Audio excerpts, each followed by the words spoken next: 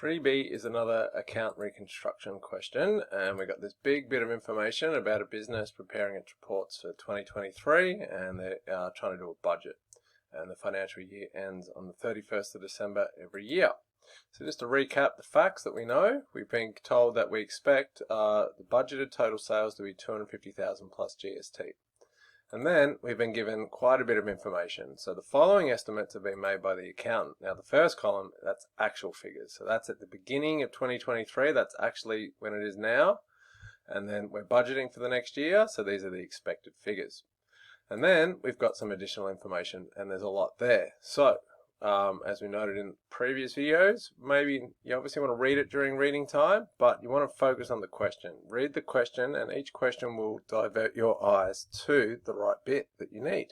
So in this case, the question is, reconstruct the accounts receivable ledger to calculate budgeted cash received from accounts receivable for the year end 31st of December 2023. Dates are not required. So we're going to recreate the accounts receivable ledger here. So to do that, we need to know that this is an asset account. And that means that the side that will go up will be the debits. The debits are the increase side, and the credits, therefore, will be the things that make accounts receivable go down.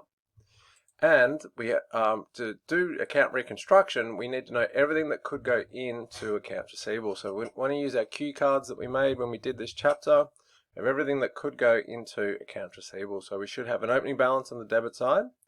And then the only things that will make it go up, and then we'll have a closing balance over here. The thing that will make it go up is when we have credit sales to customers / the GST we charge to them. On the decrease side, we're looking for receipts from accounts receivable, possibly discount expenses. So some people pay and get a discount. So between the two of them, that's that. Any sales returns / GST, so customers bring goods back to us and get a credit. And lastly, we make that allowance for doubtful debts. So when someone is declared a bad debt, we need to dip into that allowance. So they're all the things we're looking for. Now, sometimes when we're doing budgeting questions, they say one number is missing and that's what you need to calculate. And that's what they've said here. You need to calculate budgeted cash received from accounts receivable. So that is this number here. This is going to be X. We're not going to know what that is. We're going to need to find out what it is. So to do that, there's a lot of info, but because we've got our little template here, we now just divert our eyes to the part of the question that we need. So the first part we'll need, we've got all these account balances. I need an opening balance and a closing balance for accounts receivable, and there it is there. Opening, 17, closing, 19. So what are we looking for next? Well, these are just the irrelevant account balances, and I'm only balancing accounts receivable, so I'm done with all of these. So now I can make my way through all this additional information, and I'm just looking for things on my list here. I'm looking for credit sales / GST. Receipts from accounts receivable, that won't be there because I've got to find that. Looking for any discount expenses, any sales returns, and any allowance for doubtful debts where someone was declared a bad debt. So starting at the top, payments to accounts payable, no. So we're doing accounts receivable, so that's not it. Advertising paid, no. Wages paid, no. Drawings, no. Cash purchase of inventory, no. If we sell it, maybe, but it's got to be credit anyway, so that's not it.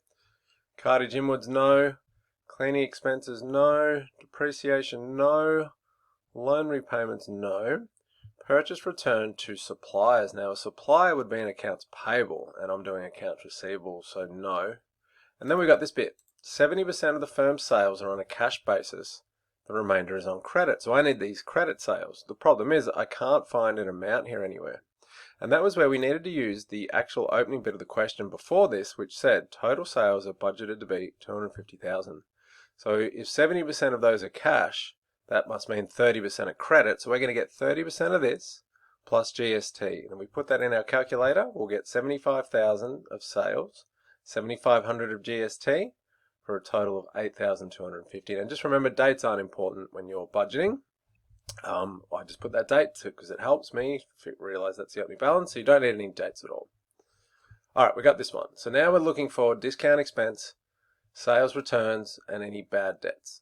So next one, laptops, no. Inventory loss, no. We got a bad debt. A bad debt will be declared for $1,540, including GST. So we'll need to dip into this allowance here for doubtful debts and / the GST for a total of $1,540.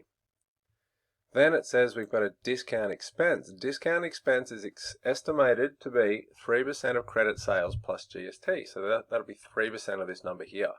I'm going to put that here. So 3% of 82,500 is 2,475.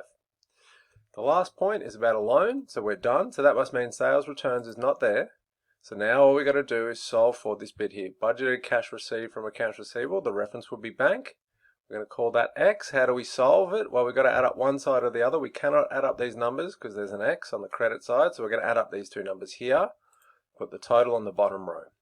On the same line on the other side, we're going to put that 99,500, and then we're going to subtract away 1,900, 1,540, and 2,475. And if we do that, we will get 76,485, and we have our answer. What is the answer? It says, could you reconstruct accounts receivable? So we've got the budgeted cash received from accounts receivable. That's this number here. Terms of marks, I gave 1 mark for the opening and closing balance, 1 mark for the debit to credit sales and GST, 1 mark for the allowance for doubtful debts, 1 mark for the discount expense, and that left 2 marks for the debit to bank. Always remember, although the referencing isn't entirely essential in budgeting, always try to get it right, because if you do muck something up, then you do get marks. Carry forward marks, and it might come in handy later. So now we have our budgeted cash received from accounts receivable. We can go to the next question.